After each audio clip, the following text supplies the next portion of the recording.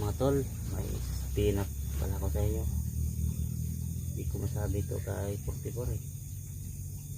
Yung pagbaril sa akin, hindi sabi, plano talaga yun para makalapit ako sa kanila. Kaya ang nangyari, habang wala, gusto ko sanang si 44 para makuha ko yung pera sana. Kasi yung pagkabaril sa akin, yung sabi, plano namin ni Boss yun para makalapit ako kay 44. So ngayon, nakita mo siya ng mayawa talaga. Sa tawag sa Tagalog dun, may ba ito? Hindi na Tagalog yun. May awa ba kung sabsaya pa may kaluoy ba?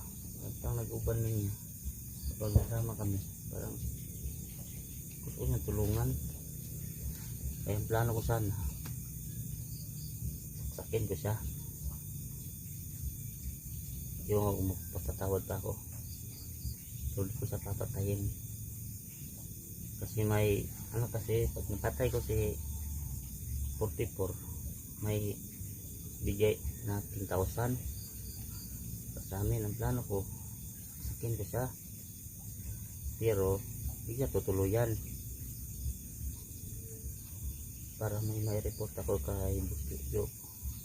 Tapos maiuwi ko yung pera, yung 10,000 na ibibigay mo, hatian na lang namin.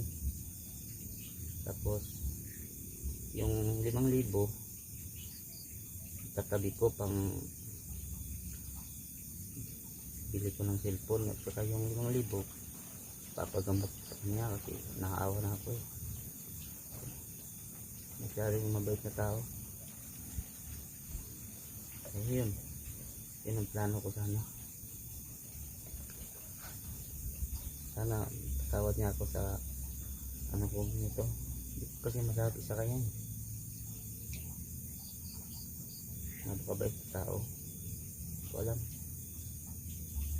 Gusto ko rin sana magbagong buhay kasi para na magkapagpabili na ako ng cellphone, pag vlog na rin ako, at talikuran ko na yung mga dati kong ginagawa.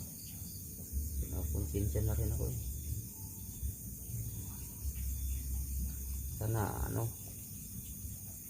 mukhang yung plano ko na to para matulungan ko si 44. Yun lang gusto kong sabihin sa inyo guys, tol. Salamat.